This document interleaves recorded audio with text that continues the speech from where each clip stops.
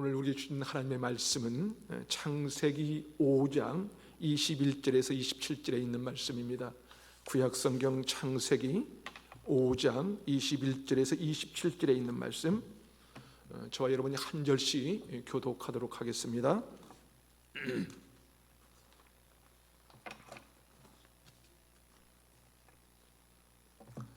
에녹은 65세에 무두셀라를 낳았고, 무두셀라를 낳은 후 300년을 하나님과 동행하며 자녀들을 낳았으며, 그는 365세를 살았더라. 에녹이 하나님과 동행하더니 하나님이 그를 데려가심으로 세상에 있지 아니하였더라. 무두셀라는 187세에 라멕을 낳았고, 라멕을 낳은 후 782년을 지내며 자녀를 낳았으며 함께 읽습니다. 그는 969세를 살고 죽었더라. 아멘. 우리는 지금 계속해서 창세기를 통해 말씀을 나누고 있는데요, 창세기 나오는 족보를 보면 계속되는 어구들이 있습니다. 그것은 누구누구를 낳고 죽었더라라고 하는 패턴입니다. 창세기 모든 족보가 이 패턴을 따라 기록되어 있습니다. 예를 들자면 야렛은 162세에 에녹을 낳았고, 그는 962세를 살고 죽었더라. 이것이 창세기에 나오는 이 족보의 이 중요한 형태입니다. 모든 사람의 삶을 누구를 낳았고 그리고 죽었더라라고 기록을 합니다. 그런데 이 단 한 사람만 예외가 있습니다. 바로 에녹이라는 사람입니다. 오늘 말씀도 에녹은 65세에 무두셀라를 낳았고, 여기까지는 동일합니다. 그런데 그의 마지막을 다른 사람들과 똑같이 죽었더라라고 기록하지 않고, 그는 365세를 살았더라라고 끝을 냅니다. 다른 사람이라면 365세를 살고 죽었더라라고 기록을 하는데, 에녹은 365세를 살았더라라고 기록을 합니다. 히브리서 11장 5절에도 에녹을 그렇게 기록하고 있습니다. 믿음으로 에녹은 죽음을 보지 않고 옮겨졌으니 하나님이 그를 옮기심으로 다시 보이지 아니하였느니라.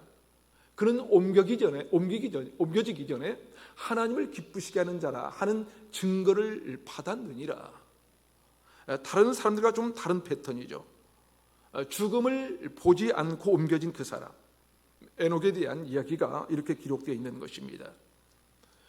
에녹이라는 단어는 히브리어의 한옥이라는 단어인데, 그 한옥, 이 단어는 이런 뜻을 가지고 있어요. 첫 번째로 무언가를 전수해 주는 사람, 무언가를 전해준다는 것이죠. 무언가를 남겨준다는 것입니다. 마치 명인들이 자신의 기술을, 자신의 모든 것들을 누군가에게 전수해 주듯이 무엇인가를 전해주는 사람이 에녹, 혹은 히브리어로 하노크라고 한다는 거예요. 그렇다면 여러분은 무엇을 남기고 싶으십니까? 무엇을 전수해 주고 싶으십니까?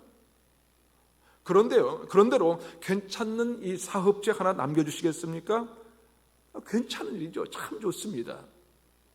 그거 너무 좋은 거예요. 아버지가 수고하고 땀 흘려 일궈놓은 기업을 자식에게 넘겨주는 건 너무너무 좋은 것이지요. 아니면 괜찮은 이 부동산 하나 남겨주시겠습니까? 아니면 돈 좀 남겨주시려고 하십니까? 여러분, 무엇을 남겨주시겠습니까? 어떤 것을 남겨주면 자식들이 떠나가신 부모님을 생각하면서 자신의 삶 속에 무엇을 어떻게 해야 할지를 생각할 수 있을까요? 그런데 에녹이라는 이 단어의 두 번째 뜻이 뭐냐면 이 시작하는 사람이라는 뜻입니다. 시작하는 사람. 그렇죠. 무언가를 시작하지 않는다면 어떻게 누군가에게 남겨줄 수 있겠습니까? 여러분이 사업을 시작하지 않고서 어떻게 사업체를 남겨줄 수 있겠어요? 여러분이 친절한 말을 먼저 시작하지 않고서 어떻게 친절한 이 친절을 물려줄 수 있겠습니까? 자식들에게 믿음이 소중하다는 것을 먼저 자기 자신이 시작해주지 않고서 어떻게 자식들에게 이 믿음의 소중함을 알려줄 수 있겠습니까? 시작하지 않고는 물려줄 수가 없지 않겠습니까?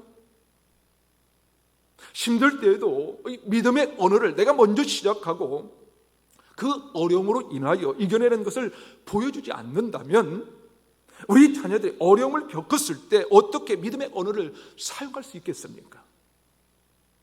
힘들 때에도 괜찮아. 하나님이 우리를 도와주실 거야. 하나님이 우리 요새시잖아. 하나님이 우리 방패시잖아. 하나님이 우리 피난처 되시잖아 라고 말하지 않는다면, 부모인 내가 먼저 그것을 시작하지 않는다면 어떻게 우리 자녀들에게 믿음의 언어를 남겨줄 수 있겠는가 하는 거예요. 여러분, 이 불의 전차라는 영화를 기억하십니까? 그 영화는 세계 신기록의 기록을 가졌던 육상 선수 에릭 리들이라는 이 사람의 이야기인데요. 그는 올림픽 이 100m 경기 금메달 후보였어요. 그러나 이 올림픽 경기 일정이 모두 주일에 잡혀 있는 것을 확인합니다. 그것을 확인하고 나서는 망설임 없이 단호하게 결정을 합니다. 그리고 이렇게 말했습니다. 저는 주일에는 달리지 않습니다. 그리고 100m 경기를 포기하죠. 그리고 3일 후에 있었던 200m 경기에서 동메달을 따고요, 자기 주종목이 아닌 400m에서 세계 신기록으로 금메달을 따는 이 극적인 승리를 하게 됩니다. 그런 그에게 한 스코틀랜드 신문기자가 에릭에게 물었습니다. 어떻게 그런 놀라운 이 스피드를 중반 이후에도 유지할 수 있었습니까? 에릭은 기다렸던 듯이 주저하지 않고 대답했습니다. 400m 경기에서 제가 승리한 비결은 간단합니다. 처음 200m는 힘껏 저의 최선을 다해서 빨리 달린 것입니다. 그리고 나머지 200m는 하나님의 도심으로 더 빨리 달릴 수 있었던 것뿐입니다. 그는 스코틀랜드 중국 선교사의 자녀로 믿음의 사람이었어요. 그래서 어릴 적부터 경기장에 나타나는 이 에릭은 언제나 이 따뜻한 이 인간미와 성품에 같은 이 경기라는 선수들마다 감탄했다고 합니다. 그런데 그에 못지않게 좋은 신앙을 가진 이 여동생 하나가 있었다고 그래요. 오빠가 육상 선수로서 세계적인 명성을 얻고 많은 이 기록을, 인기를 얻기 시작하자 혹시라도 오빠가 세상의 인기에 빠져들까 염려가 된 거예요. 그래서 오빠에게 그렇게 말했다고 합니다. 오빠, 세상의 인기가 아무것도 아니라는 것을 알지? 그리고 오빠가 중국 선교하기로 결정한 것 알지? 라고 물었답니다. 그때 에릭 리들이 이렇게 대답했습니다. 그럼 해야지 라고 여동생을 안심시키면서 하는 말이 이러했습니다. 우리는 모두 선교사야. 어디를 가든지 사람들이 그리스도께 더 가까이 하도록 이끌든지 아니면 그리스도로부터 멀어지게 만들든지 둘 중에 하나를 하게 돼 있어 라고 얘기를 했습니다. 그렇다면 여러분은 어떻습니까? 여러분의 말 한마디 때문에 자녀들이 주님께 더 가까이 나가고 있나요? 혹은 여러분의 남편이 여러분의 행동 때문에 그리스도에게로 더 가까이 가겠다고 생각하고 있습니까? 여러분의 말과 이 행동 때문에 여러분의 가족들이 그리스도께 더 붙잡히게 되는 인생을 살아가겠다고 생각을 하고 있습니까? 아니면 혹여라도 우리 아버지가 믿는 하나님은 나는 안 믿어. 내가 지금은 어려서 따라가지만 내가 어린이 되면 끝이야 라고 생각하고 있는 것은 아닐까요? 여러분, 우리는 무엇을 물려주면 좋을까요? 물려준다면 나보다 뒤에 있을 그 누군가가, 그것이 내 자녀이든지 가족이든지 내 동료이든지 친구이든지, 내가 먼저 떠나게 될 때 무엇을 남겨줄 것인지, 아니 현재 가족들과 함께 살고 있으면서 무엇을 전해줄 것인지 우리는 선교의 사명을 가지고 살아야 한다는 것입니다. 자, 그렇다면 우리는 역사의 인물 에녹을 통해서 무엇을 전수받을 수 있을까요? 다시 말해서 에녹은 우리에게 무엇을 전해주고 있는 것일까요? 오늘 보면 창세기 5장 22절을 함께 읽어보겠습니다. 시작. 무두셀라를 낳은 후 300년을 하나님과 동행하며 자녀들을 낳았으니. 여기에서 가장 중요한 핵심 단어는 무엇일까요? 바로 하나님과 동행했다는 것입니다. 하나님과 동행했다. 에녹은 그것을 우리에게 전수해주고 있었습니다. 에녹이 우리에게 전수해 주는 것은 하나님과 동행하는 삶이었습니다. 그렇습니다. 여러분, 신앙은요, 믿음의 여정은 하나님과 동행하는 것입니다. 평안할 때는 물론 어려울 때에도 주님과 함께 가는 거예요. 좋을 때, 인생 살만 나는 때만이 아니라 힘든 이 삶의 현장 속에서도 하나님과 함께 가는 삶, 하나님과 동행하는 삶을 살아가는 거예요. 그렇다면 여러분, 이 동행이라는 것은 뭘까요? 히브리어 이 동행이라는 단어는 할라크, 이 할라크라는 이 단어인데, 이 단어에는 이 세 가지 중요한 뜻이 있습니다. 첫 번째 뜻은 걷다라는 뜻입니다. 이 걷다, 이 하나님과 걷는 것입니다. 쓰러졌다가도 다시 일어나서 걷는 거예요. 두 번째 뜻은 계속해서 나아가다, 전진하다라는 뜻입니다. 도중에 멈추는 것이 아니라 계속 가는 거예요. 계속하는 거예요. 오늘 성경은 에녹이 무두셀라를 낳은 후에 하나님과 이 동행했다는 이 말 앞에 300년을 하나님과 이 동행했다고 되어 있습니다. 여러분, 무두셀라를 이 에녹이 언제 낳았냐면요, 65세에 낳았어요. 65세. 그리고 300년을 하나님과 이 동행했습니다. 그리고 365세를 살았거든요. 그러니까 이 300이라는 것은 그가 죽을 때까지, 아니 이 땅을 살고 있는 동안 계속해서 지속적으로라는 의미입니다. 그렇습니다. 신앙생활은요, 지속적으로 계속할 때 힘이 있습니다. 도중에 그만두는 것이 아니에요. 끝까지 가는 거예요. 끝까지. 그래서 오늘 에녹에게 300년의 세월은 그의 인생 이 마지막까지, 다시 말해서 끝까지라는 의미를 담고 있습니다. 동행한다는 것은 계속적으로, 지속적으로 함께 한다는 것입니다. 여러분, 우리가 가정에서도 때때로 마찰이 있습니다. 서로 의견이 다를 때가 많이 있어요. 다르다고 그만둬야 합니까? 그러나요? 부딪힌다고 가정을 파탄해야 할까요? 아니죠. 끝까지 가는 거예요. 끝까지. 교회도 마찬가지입니다. 교회 공동체에도 서로 생각이 다를 수 있어요. 서로 마음이 맞지 않을 수도 있습니다. 그렇다고 그만둘 수 있습니까? 아니잖아요. 교회 공동체 안에서 끝까지 주님과 함께 동행하는 것입니다. 이것이 동행의 의미입니다. 지속적으로 계속해서 나아가는 것, 계속해서 전진하는 것입니다. 1700년대 영국의 노예제도를 폐지하기 위하여 횃불을 든 사람이 있었습니다. 그 사람은 윌리엄 포스입니다. 그에게는 이 탁월한 영적 멘토가 있었습니다.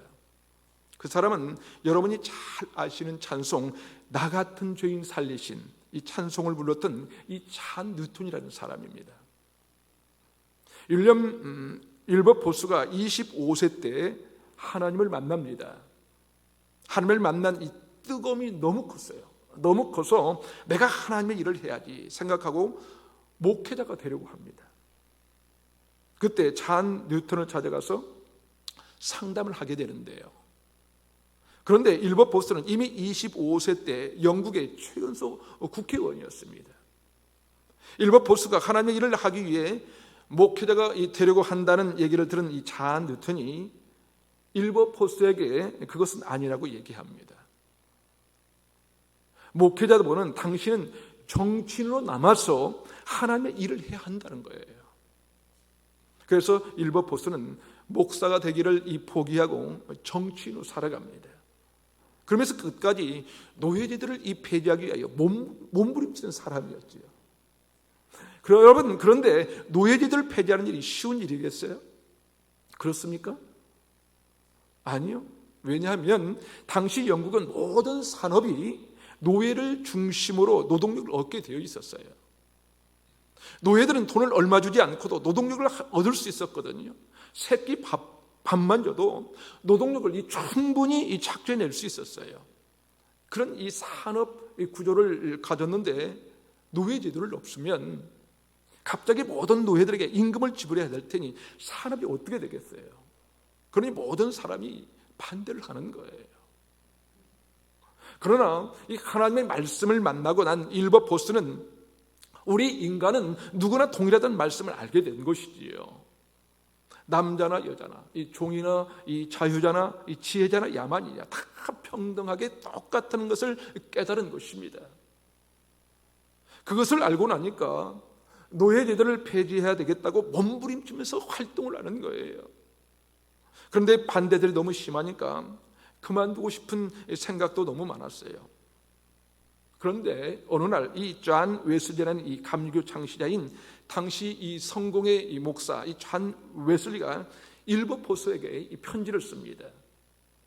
그 편지가 존 웨슬리의 이 마지막 편지라고 합니다. 왜냐하면 그는 이 편지를 쓴 후 6일 후에 세상을 떠났기 때문이죠. 그 편지 내용이 이렇습니다. 하나님이 당신을 세워주지 않았다면 인간 본성에 스친 이 지독한 이 악행에 맞선 영광스러운 싸움을 끝까지 버텨낼 수 없었을 것입니다. 하나님이 이 일을 위하여 당신을 세워주지 않았다면 사람들과 마귀들의 반대에 지쳐버렸을 것입니다. 그러나 하나님이 함께 하신다면 누가 당신을 퇴적할 수 있겠습니까? 그러니 제발 이 선한 일에 지치지 마십시오. 역사상 가장 악하고 지독한 이 노예제도가 사라질 때까지 하나님의 이름과 그분의 능력으로 끝까지 버티십시오 라는 편지였습니다. 중요한 것은 끝까지 버티라는 부탁이었습니다. 여러분, 우리도 마찬가지입니다. 가정이 어려워도요, 끝까지 가면요 가정이 달라지는 거예요. 교회 공동체가 어려워도 끝까지 하나님을 붙들면 하나님이 일하시는 것입니다. 내 삶이 어려움이 많아도 끝까지 하나님과 동행하면 하나님께서 그 삶을 바꿔주십니다. 그런데 우리는 자꾸 도중에 그만두고 싶어져요. 힘들면 지치고 버티기가 어렵습니다. 차라리 다른 것을 선택하면 인생이 달라질 것 같은 거예요. 그러나 여러분, 오늘 에녹이 우리에게 전수해 주는 것은요, 에녹이 무두셀라를 낳은 후 300년 동안 하나님과 동행했다는 거예요. 다시 말해서 끝까지 하나님과 동행했다는 것입니다. 여러분, 히브리서를 보면 이 동행이라는 것이 어떤 것인지 설명을 하고 있습니다. 히브리서 11장 5절을 함께 읽어보겠습니다. 시작. 믿음으로 에녹은 죽음을 보지 않고 옮겨졌으니 하나님이 그를 옮기심으로 다시 보이지 아니하였느니라. 그는 옮겨지기 전에 하나님을 기쁘시게 하는 자라 하는 증거를 받았느니라. 여러분, 에녹은 하나님과 동행하며 300년을 사는 동안 하나님을 기쁘시게 하는 이 자라는 이 증거를 받았다는 거예요. 다시 말해서 이 동행이라는 것이 뭐냐면요, 바로 하나님을 기쁘시게 하는 것입니다. 하나님을 기쁘시게 하는 것, 다른 것이 아니에요. 다른 엄청난 일을 하는 것이 아니라 하나님을 기쁘시게 하는 일을 하는 것입니다. 에녹과 같이 하나님과 끝까지 걸어가 보는 거예요. 그것이 바로 하나님을 기쁘시게 하는 일이라는 것이지요. 계속되는 히브리서 11장 6절은 이렇게 기록합니다. 믿음이 없이는 하나님을 기쁘시게 하지 못하나니 하나님께 나아가는 자는 반드시 그가 계신 것과 또한 그가 자기를 찾는 자들에게 상 주시는 이심을 믿어야 할지니라. 여러분, 믿음이 없이는 하나님을 기쁘시게 하지 못한다고 말씀합니다. 다시 말해서 하나님을 기쁘시게 하는 것은 뭐예요? 믿음이라는 거예요. 믿음이 하나님을 기쁘시게 한다는 것입니다. 다시 말해서 믿음의 삶이 뭐냐면 하나님과 동행하는 것입니다. 그러면 그것이 하나님의 기쁨이 된다는 거예요. 그렇게 오늘 하나님은 에녹을 통해 우리에게 동행하는 삶을 전해주는 것입니다.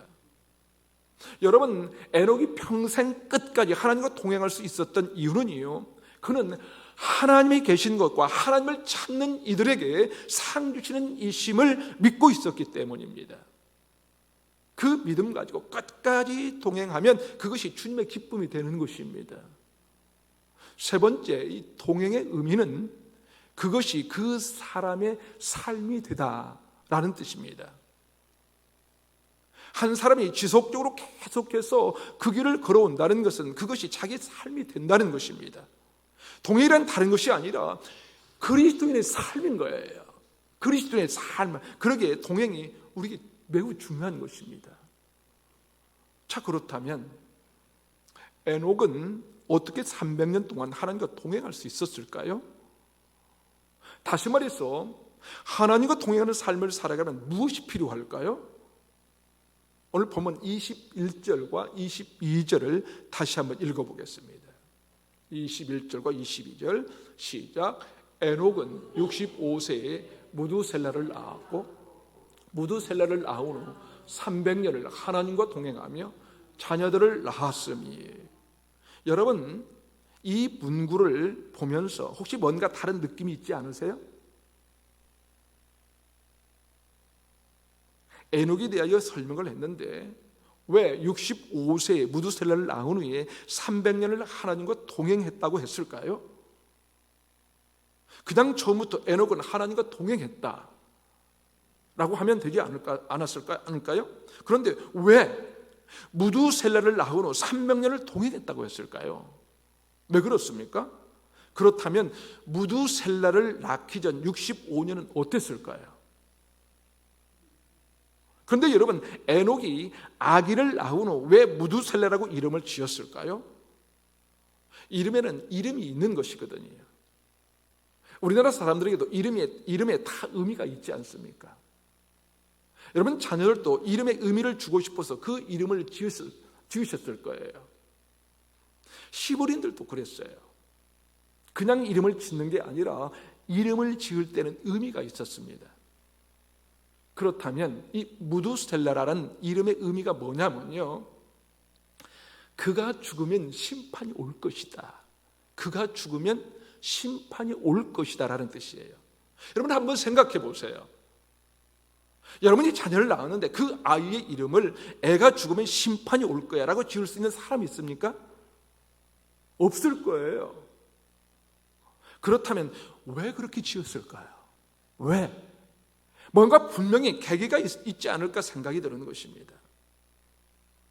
성경에 기록되지는 않았지만 그 이름을 지을 만한 이 영적인 사건이 있지 않았을까 하는 것입니다. 무두셀라는 오늘 말씀에 의하면 969세를 살았는데요, 그때는 노아가 600세 되는 해입니다. 노아 나이 600세, 바로 대홍수가 시작된 해입니다.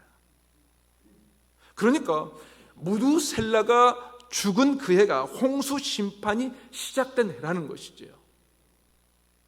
무두셀라라는 이름의 그 의미대로 그가 죽은 해에 홍수가 시작된 것입니다. 그렇습니다.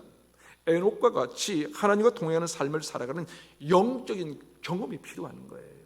영적인 경험. 육상 선수 에릭 리들과 같은 영적인 경험이 필요한 것입니다. 신앙생활은요, 영적 경험이 없이 할 수가 없는 것입니다. 여러분이 오늘 이 성전에 나올 수 있었다면 여러분에게 무언가 영적인 이 경험이 있었다는 거예요. 영적인 경험. 그냥 여러분이 이 성전에 나와서 예배 자리에 있는 것이 아니라는 거예요. 내가 그냥 한번 가봐야지 해서 이 자리에 있는 것이 아니라는 거예요. 성령 하나님의 인도하심이 있었다는 것입니다. 그렇습니다, 여러분. 영적인 경험이 있어야 하나님과 끝까지 동행하는 삶을 살아갑니다. 그렇지 않으면 코로나 팬데믹 이후 신앙생활의 패턴이 달라졌어요. 핑계가 생기면 그냥 집에서 있는 곳에서 TV 앞에 있으면 그게 예배가 되는 세상이지 않습니까? 그렇지 않나요? 그런데 영적인 경험이 우리의 이 삶 속에 일어나기 시작하면요, 그 다음부터는 예수 믿는 것이 전혀 달라져요. 전혀 달라집니다. 그것이 어떤 경우는 육체적인 이 질병의 이 고침을 받기도 하고요, 아니면 어떤 깊은 이 깨달음을 통해서 하나님을 만나든지 하는 거예요. 에릭 리들과 같이 육상 경기 현장에서 하나님을 만나기도 하고요. 그래서 내 삶 속에서 결코 하나님을 떠날 수 없구나 하는 것을 깨닫게 되는 것입니다. 그런 영적 경험이 반드시 필요하다는 것입니다. 저는 에녹이 아이를 낳고 난 다음에 성경에 기록되지는 않았지만 어떤 영적 경험이 있지 않았을까 생각이 됩니다. 아니면 하나님이 영적인 무엇인가를 보여주셨을 것입니다. 그래서 무두셀라가 죽으면 심판이 있다고 하셨지, 그러니 내가 그 심판 생각하면서 끝까지 믿음으로 살아야지 생각했을 것입니다. 그러니까 에녹이 무두셀라를 낳은 후 300년을 사는 동안 지속적으로 하나님과 동행하는 삶을 살게 된 것이지요. 그러게 여러분, 신앙생활은요, 영적인 경험이 반드시 필요합니다. 영적인 경험. 그래서 우리가 그것을 위해서 기도해야 해요. 기도해야 됩니다. 다른 것을 위해서 기도하는 것도 물론 필요합니다. 자녀를 위해서, 사업을 위해서, 건강을 위해서 기도하셔야 됩니다. 그런데 그것보다도 이런 기도가 반드시 필요합니다. 하나님, 저에게 영적인 경험이 일어나게 하여 주시옵소서. 하나님, 저에게 영적인 경험이 일어나게 하여 주시옵소서. 왜냐하면 그 경험을 해봐야 우리의 그 믿음의 여정을 끝까지 하나님과 동행할 수 있기 때문에 그렇습니다. 성경에 나오는 이 삭개오가 그랬습니다. 그는 아무도 관심을 가지지 않는 사람이었어요. 자기 민족을 팔아먹고 이 로마에 빌붙어서 세금을 걷어들이고 자신의 이 부를 축적한 사람이 누가 관심을 가지겠어요? 그렇지 않나요? 누가 가까이 가고 싶어 하겠어요? 그러나 아무도 관심을 갖지 않는 이 삭개오 삶에 누가 관심을 가지셨습니까? 누가? 예수님은 관심을 가지셨어요. 그래서 뽕나무에 올라간 삭개오에게 말씀하지 않으셨습니까? 삭개오야, 내려와라. 내가 오늘 너희 집에 유의하야겠다 말씀합니다. 아무도 관심을 가지지 않는데 예수님이 관심을 가지자 삭개오에게 그것이 영적 경험이 되니까 가슴이 뜨거워집니다. 가슴이 뜨거워져서 어쩔 줄을 모릅니다. 그래서 곧장 집으로 와서 주님께 뭐라고 고백합니까? 뭐라고 고백해요? 내가 내 재산의 절반을 가난한 자를 위해 나눠주겠습니다.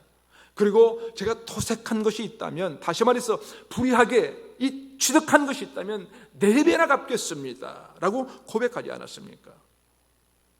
그래요. 하나님의 사람들은 영적인 경험을 하면 삶이 달라지는 거예요. 그런데 영적인 경험이 없으면 그냥 교회 그 마당만 밟은 뿐이지요. 그냥 다니는 거예요. 친구 따라, 부모 따라 그냥 다니는 거예요. 그런데 여러분, 영적인 경험을 하면 삶이 자꾸 달라집니다. 에릭 리들처럼 이 뜨거운 이 가슴을 어쩔 줄 모르는 거예요. 어쩔 줄 모르는 거예요. 그러게 성경은 끊임없이 영적 경험을 한 사람들의 이야기를 기록하고 있는 것입니다. 그런 경험이 에녹에도 있었던 것이죠. 그가 영적 경험을 하고 나니까 그는 아이 이름을 무두셀라라고 지었고요. 무두셀라의 마지막 날에 심판이 올 것을 생각하면서 하나님과 끝까지 동행하는 삶을 사는 인생이 되었습니다. 사랑하는 여러분, 이런 영적인 경험을 자꾸 하다 보면 하나님을 떠날 수가 없어요. 하나님은요, 내 곁에요, 아니 내 안에 살아가신 것을 확신하거든요. 그러기에 우리 그리스도인들은요, 마지막을 보고 살아야 합니다. 마지막을. 그런데 많은 사람들이 마지막이 아니라 지금만을 보고 있는 거예요. 지금만을. 이제 11월이니까 아마 다음 주면 대학 수능고사를 치는 날인데요, 많은 사람들이 그렇게 생각을 합니다. 우리 아들이, 우리 손주가 좋은 대학 못 들어가면 망한 것 같아요. 난리예요. 지금 좋은 대학 들어가면 다 된 것 같죠? 지금 결혼 잘한 것 같으면 만사가 형통할 것 같아요. 그렇지 않아요. 여러분, 마지막이 중요합니다. 마지막. 제가 그동안 수많은 이 장례식 분들의 그 장례식을 집례했어요. 수많은 분들의 장례식을 집례했는데요, 가장 기억에 남고 아름다운 삶, 참으로 복된 삶은요, 마지막이 아름다운 삶이더라고요. 그것이 참 중요합니다. 그것이. 그러게 우리는 현재 좀 힘든 일이 있어도 지금을 보지 않아요. 우리는 지금을. 현재는 좀 안 좋을 수도 있는 거예요. 그러나 하나님은 합력하여 선을 이루시는 분이십니다. 그러니까 마지막을 보는 것이죠. 마지막을. 지금 우리의 삶이 어떤가 하는 것은 마지막에 심판이 있다는 것을 염두에 두고 살아야 한다는 것입니다. 그것이 우리의 삶을 변화시키고 다르게 살 수 있도록 이끌어갑니다. 스티븐 코비가 이렇게 말했습니다. 끝을 바라보며 시작하십시오. 끝을 바라보며 시작하십시오. 지금 현재 여기 괜찮네? 돈 좀 벌겠네? 그런 것이 아니라요, 끝을 바라보면서 하나님과 동행하는 삶, 하나님을 기쁘시게 하는 삶을 살아가는 것입니다. 사랑하는 여러분, 우리는 이 마지막을 바라보면서 사는 은혜가 있기를 바랍니다. 물론 지금을 사는 이 시간이 참으로 중요합니다. 매우 중요해요. 하지만 이것이 전부가 아니라는 사실을 여러분 기억하시기 바랍니다. 그래서 지금 잘 된다고 너무 좋아할 것도 아니고요, 안 된다고 너무 힘들어할 필요도 없어요. 가장 중요한 것은 마지막까지 주님과 동행하는 삶을 살아가는 것입니다. 그러면 주님과 동행하는 삶 가운데 수많은 영적인 이 경험들이 우리의 삶을 더욱더 풍요롭게 할 것입니다. 그리고 언젠가 누군가에게 남겨줄 것이 있는 인생이 될 줄로 믿습니다. 사랑하는 여러분, 우리는 순례자의 길, 믿음의 여정을 걷고 있는 자들입니다. 이 길의 끝에서 주님을 만나는 그날까지 하나님과 동행하며 삽시다. 하나님과 동행하며 이 길을 끝까지 하나님과 동행하는 삶으로 가장 귀한 것을 전수하고 남기는 삶, 하나님의 영광을 기쁨으로 노래하는 저와 여러분의 삶이 되시기를 주님의 이름으로 축원합니다. 아멘.